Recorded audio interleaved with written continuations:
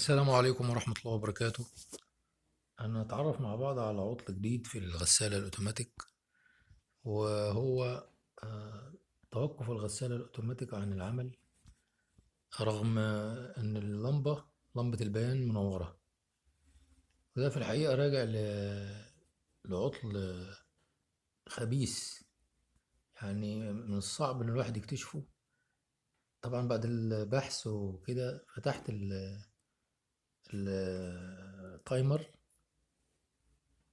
في اللي هو الأول كونتاكت دهوت كان مش متلامس. هو المفروض مع ضبط البرنامج بيبقى النقطتين دول متلامسين، اللي هم فوق اللي بيشاور عليهم بالمفك، والنقطة التانية اللي تحت ديت بيبقوا متلامسين مع بعض.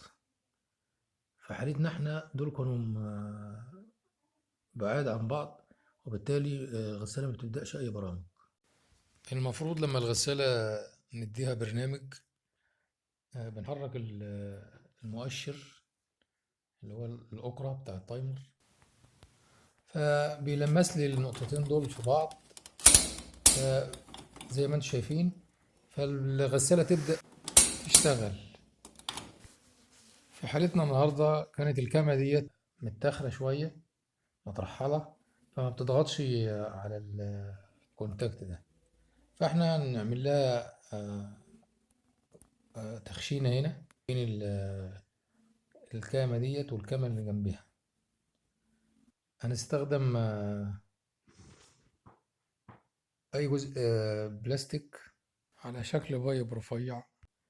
أنا جبت هنا غطا سرنجة كان عندي، هاخد منه جزء حوالي 3 ملي.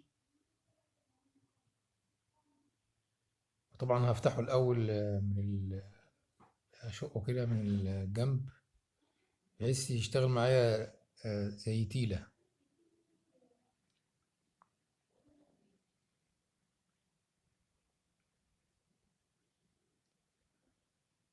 هقطعه طبعا بالشكل ده، وبعدين هنحطه بين الكامة اللي هي مترحلة وبين الكامة اللي جنبيها، بحيث إن هي تسنتر مع الكونتاكت وتقوم بوظيفتها مظبوط.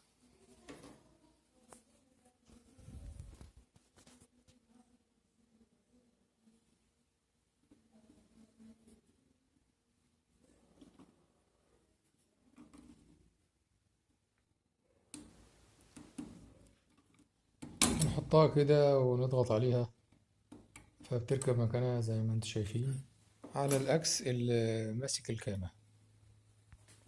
وبكده يبقى ظبطنا المسافة بين الكامتين وسنترناها في مكانها. ان شاء الله تشتغل معانا تمام. نجرب بقى كده تمام اهيت.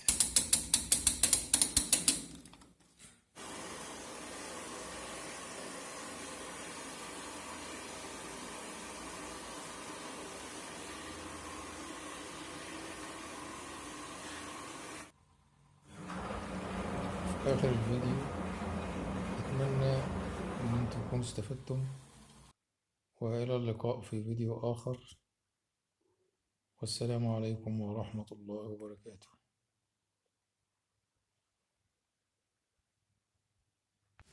فضلا اضغط زر الاشتراك وفعل الجرس